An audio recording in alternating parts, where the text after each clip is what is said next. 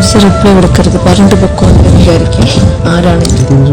എന്തായാലും ഈ clip Anumol supporters ആയിട്ടുള്ള യൂട്യൂബേഴ്സ് നല്ലോണം ആഘോഷിക്കുന്നുണ്ട് കേട്ടോ. കാരണം അവർക്ക് ഇപ്പൊ അനുമോള് വെള്ള പൂശാൻ കിട്ടിയ ഒരു സുവർണാവസരമാണല്ലോ ഇത്.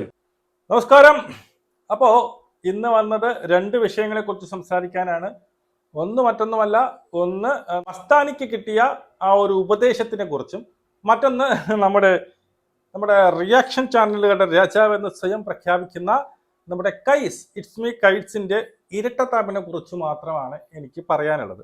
ആദ്യം കൈസിന്റെ പറയുന്നതിന് മുമ്പ് നമുക്ക് മസ്താനിക്ക് കിട്ടിയ ഒരു ഉപദേശത്തെ കുറിച്ച് സംസാരിക്കാം. അതായത് ഞാനിപ്പോൾ ഒരു റീല് കണ്ടിട്ടുണ്ടായിരുന്നു. ആ റീലിനകത്ത് നമുക്കറിയാം മസ്താനി എന്ന് പറയുന്ന വ്യക്തി വന്ന് 1-2 ആഴ്ച നിന്നു. അതിനുശേഷം പുറത്തു പോയി. ഇതുപോലെ നെഗറ്റീവായ മറ്റൊരു വ്യക്തി ഇല്ലായിരുന്നു. അത്രയ്ക്ക് നെഗറ്റിവിറ്റിയോടുകൂടെയാണ് പുറത്തു പോയത്. ഒരു പോസ്റ്റ് പോലും ഇടാൻ പറ്റാത്ത അത്ര രീതിയിൽ എന്ത് ചെയ്തു, അവർ നാറിയിട്ടുണ്ട്. അത്രയ്ക്കുള്ള സംഭവങ്ങൾ അവരുടെ ചെയ്തിട്ടുമുണ്ട്. അത്രയ്ക്കുള്ള സംഭവം ചെയ്തിട്ടുണ്ടെങ്കിൽ അത്രയൊന്നുമില്ല, പക്ഷെ നാറിയിട്ടുണ്ട് എന്നുള്ളതാണ്. അതിനുശേഷം വന്ന റീ എൻട്രിയിൽ അവർക്ക് കിട്ടിയ ഒരു ഉപദേശമുണ്ട്. ആ ഒരു ഉപദേശത്തിന്റെ വാല്യൂ എത്രയെന്ന് അറിയണമെങ്കിൽ ഇപ്പോൾ മസ്താനി ഇപ്പോൾ പ്രേക്ഷകർ ഇഷ്ടപ്പെടുന്ന ആ ഒരു സംഭവം, നമുക്ക് ആ ഒരു രീതി അല്ലെങ്കിൽ ആ ഒരു ഹൈപ്പ്, എത്രത്തോളം ഹൈപ്പ് ഇപ്പോൾ മസ്താനിക്ക് കിട്ടിയിട്ടുണ്ട് എന്ന് നമ്മൾ ആദ്യം മനസ്സിലാക്കണം. അതായത് ഒരു ഫോട്ടോ പോലും ഒരു റീല് പോലും ഇടാൻ പറ്റാത്ത ഒരു സാഹചര്യത്തിൽ നിന്ന് റീ എൻട്രി പോകാൻ എനിക്ക് വയ്യ, എനിക്ക് മടിയാണ്, എനിക്ക് പേടിയാണ് എന്ന് പറഞ്ഞ മസ്താനി അവിടെ ചെല്ലുന്നു. അതിനുശേഷം കൊടുത്ത ഒരു ഉപദേശമുണ്ട്. അതായത് അനുമോള് സ്റ്റാർട്ട് ചെയ്ത് വെച്ച ഒരു ഉപദേശമുണ്ട്. ആ ഒരു ഉപദേശത്തിൽ ജീവിതം തന്നെ മാറി മറിഞ്ഞു പോയ ഒരവസ്ഥയാണ് ഈ പറയുന്ന മസ്താനിക്കുണ്ടായത്. ആ ഒരു ഉപദേശം എന്താണെന്ന് നമുക്ക് ആദ്യം കേൾക്കാം.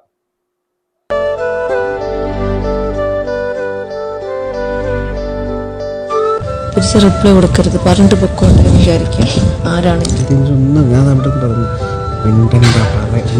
പറയാൻ പോകുന്നത് എത്ര ഇതാണെങ്കിലേ കേട്ട് നിൽക്കുന്നതിനൊരു ലിമിറ്റ് ഉണ്ടോ?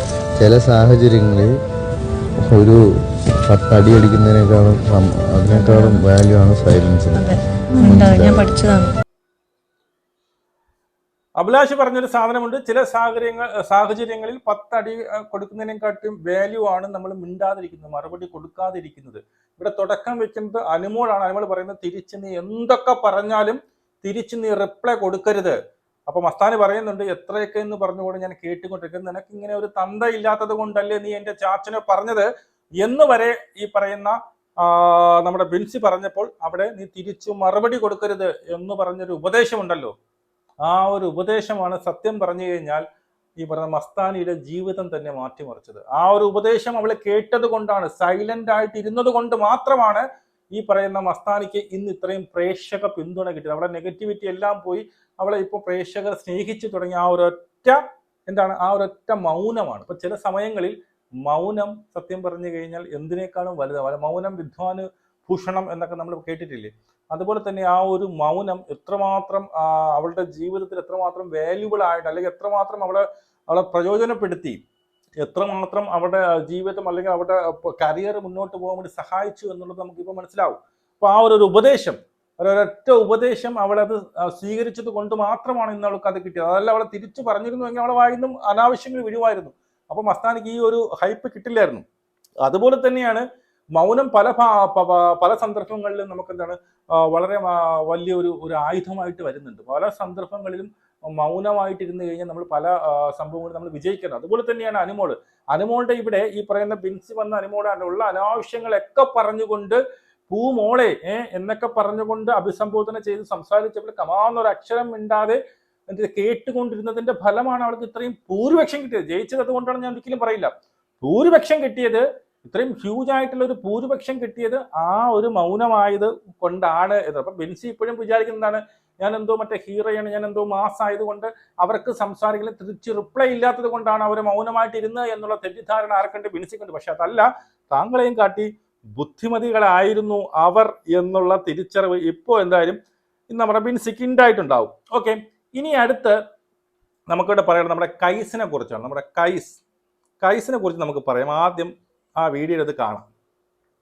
അതിനെ വളച്ചൊടിക്കാം അല്ലേ? അതൊക്കെ വിശ്വസിക്കാൻ ഇവിടെ ആൾക്കാരുണ്ട്. എന്തായാലും ഈ ക്ലിപ്പ് കുത്തിപ്പൊക്കി കൊണ്ടുവന്നവൻ റീച്ചിന് വേണ്ടി ചെയ്തതാണെന്നുള്ളത് ഇവിടെ നന്നായി മനസ്സിലാക്കാൻ പറ്റും. എന്തായാലും ഈ ക്ലിപ്പ് കുത്തിപ്പൊക്കി കൊണ്ടുവന്നവൻ റീച്ചിന് വേണ്ടിയാണെന്ന് നമുക്ക് ഇവിടെ മനസ്സിലാക്കാൻ പറ്റും എന്നാണ് നമ്മുടെ കൈസ് പറയുന്നത്. ഇവിടെ സംസാരിക്കുന്ന മറ്റൊന്നുമല്ല, വിവിയെ പരാമർശിച്ചു കൊണ്ടുള്ള ഒരു വിവിയാണല്ലോ ഈ ഒരു സംഭവം. മറ്റു പലരും ഇത് മുമ്പേ ഇട്ടിട്ടുണ്ട് എങ്കിലും പ്രേക്ഷകരിലേക്ക് എത്തിയത് വിവി വഴിയാണ്. പക്ഷെ അതിനു മുമ്പേ 1-2 ചാനലുകൾ ഇതിനു മുമ്പേ ഇട്ടിട്ടുണ്ട് എന്നുള്ളത് ഒരു പരമസത്യമാണ്. അതിനകത്ത് ആ ഒരു ക്ലിപ്പിനകത്ത് തന്നെ ഏത് ചാനലാണ് പുറത്തുവിട്ടത് എന്നുള്ളത് ആ ക്ലിപ്പിനകത്ത് തന്നെ ഉണ്ട് എന്നുള്ളതാണ്.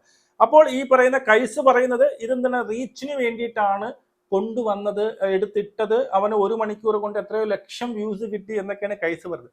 എന്റെ പൊന്ന് കൈസ്, നീ ഇവൻ എന്ത് തേങ്ങയ്ക്കാണ് ഈ വരെ വീഡിയോ ഇടുന്നത്? നീ റീച്ചിന് വേണ്ടിയിട്ടല്ലേ വീഡിയോ ഇടുന്നത്? ഇവൻ എന്തെങ്കിലും കോപ്പിന് വേണ്ടിയിട്ടാണോ? ഈ ആൾക്കാരെ ഈ പറയുന്ന എന്താണ്, ഈ പറഞ്ഞതുപോലെ എന്താണ്, അവരെ ഇങ്ങനെ ഉദ്ധരിക്കാൻ വേണ്ടിയിട്ടാണോ നീ വീഡിയോ ഇടുന്നത്?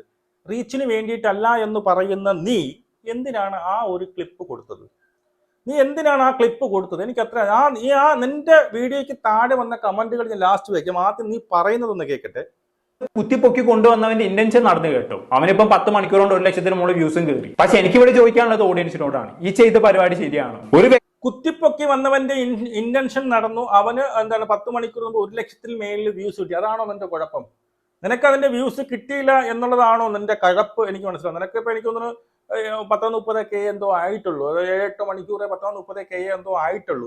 അതുകൊണ്ടാണോ നിന്റെ കുഴപ്പം? കാരണം ഞാനും അവനും ആ ഒരു ക്ലിപ്പ് ഇട്ടു, താങ്കളും ആ ക്ലിപ്പ് ഇട്ടു, പക്ഷെ താങ്കൾക്ക് അത്ര വ്യൂസ് കിട്ടിയില്ല, അവൻ ആ ഒരു വ്യൂസ് കിട്ടി എന്നുള്ളതാണോ?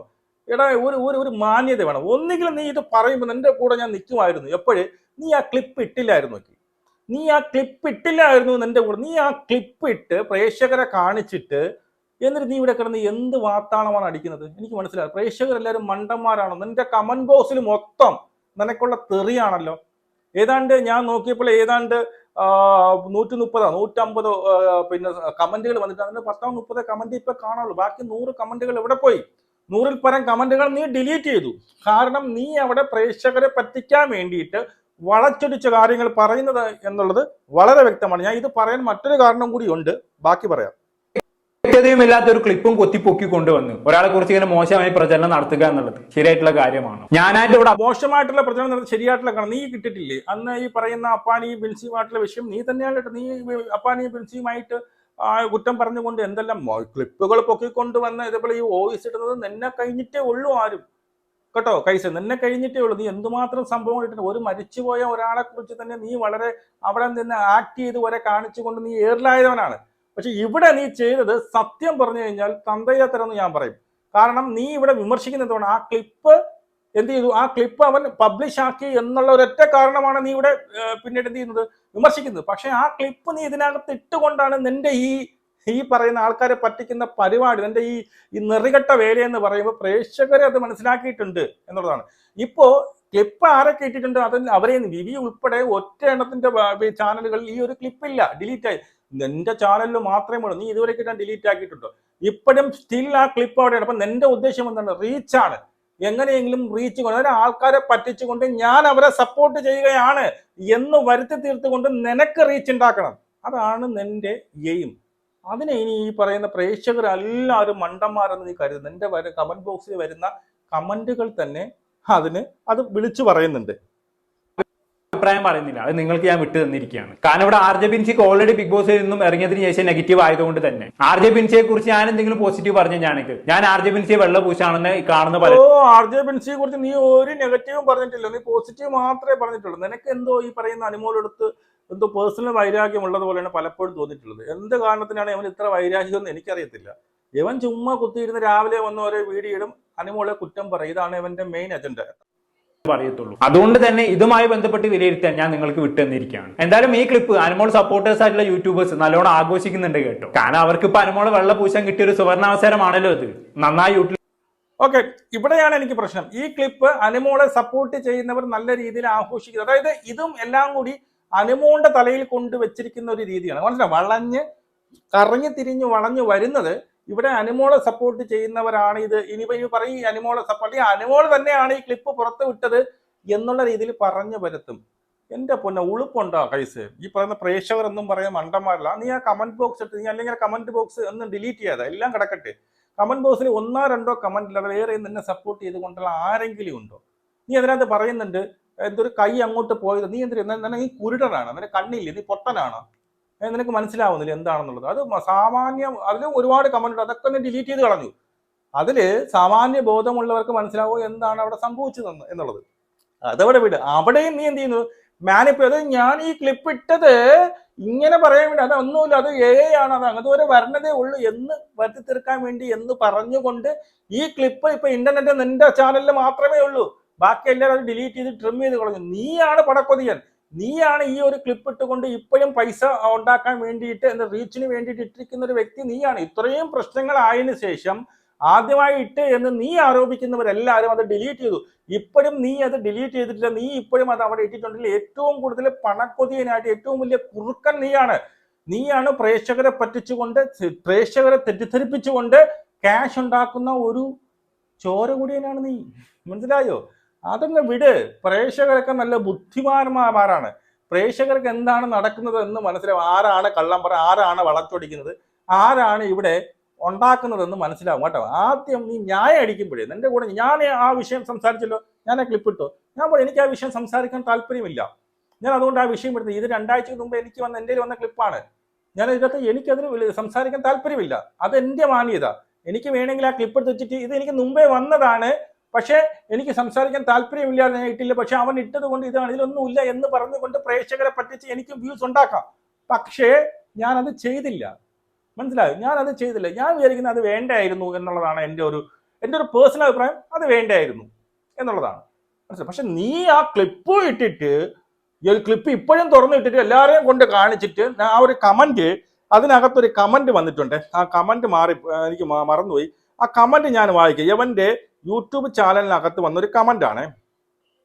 അയ്യോ, ആ കമന്റ് ഇതിനകത്ത് ഞാൻ ഇവിടെ കൊടുത്തേക്ക്. ആ കമന്റിൽ എൻ്റെ ഓർമ്മ ശരിയാണ്, ഇങ്ങനെയാണ്: നിന്റെ എന്താണ് ഈ പറയുന്ന ചാനൽ വഴിയാണ് ഞാൻ ആദ്യമായിട്ടാണ് ഈ ക്ലിപ്പ് കാണുന്നത്, നീ കൂടുതൽ ഉണ്ടാക്കല്ലേ. അതായത് നിന്റെ ചാനൽ വഴി ഇപ്പോഴും ആർക്കെങ്കിലും ഈ സാധനം കാണുക നിന്റെ ചാനൽ വരണം, എന്നിട്ട് അവിടെ വന്ന പ്രേക്ഷകരെ പിന്നെ പറ്റിക്കാൻ വേണ്ടിയിട്ട് കണ്ണ് പൊട്ടനെ പോലെ അഭിനയിച്ചിട്ട് കാര്യമൊന്നുമില്ല.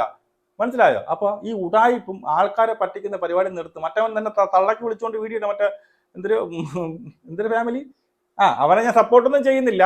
മല്ലു ഫാമിലി ഞാൻ അവനെ സപ്പോർട്ടൊന്നും ചെയ്യുന്നില്ല. സുജിത്ത് അവന്റെ പേരെന്ത്, അവനെ തള്ളക്കി വിളിച്ചുകൊണ്ട് ആദ്യം അവനുള്ള മറുപടി കൊടുക്കും. അവനൊരു ലോക ഉടായ്പാണ്. മനസ്സിലായി? എന്നെ പോലെ തന്നെ ഒരു ലോക ഉടായ്പാണ് അവൻ. അതുകൊണ്ട് അവനെ സപ്പോർട്ടൊന്നും ചെയ്തില്ല. ആദ്യം നീ അവന് മറുപടി, എന്നിട്ട് നിന്റെ ചെയ്തോ വികാരം ഇങ്ങോട്ട് ഇറക്ക്. മനസ്സിലായോ? ഞാൻ അവൻ ക്ലിപ്പ് ഇട്ടു, അവനാണ് ആദ്യമായിട്ട് അവൻ വ്യൂസിന് വേണ്ടിയിട്ട് നീ എന്ത് ഞാൻ പറഞ്ഞാൽ കൂടിപ്പം കൈസ, ഇത് നീ കാണിച്ചത് തെറ്റിത്തരമാണ്. നിനക്കിത് ന്യായമായിട്ട് നിന്റെ ഭാഗത്ത് ഞാൻ നിൽക്കുക പറഞ്ഞു. നീ ആ ക്ലിപ്പ് ഇട്ടില്ല. നീ ആ ക്ലിപ്പ് ഇട്ട് എല്ലാവർക്കും കാണിച്ചും കൊടുത്തിട്ട് അവരെ ഡിലീറ്റ് ചെയ്തു. നീ ഇപ്പോഴും ഓൾറെഡി ആ ക്ലിപ്പ് ഇട്ടിട്ട് ഉണ്ടാക്കാൻ വരരുത് കൈസ. നമുക്ക് ഇവിടെ കാണാം. ജയ് ഹിന്ദ്.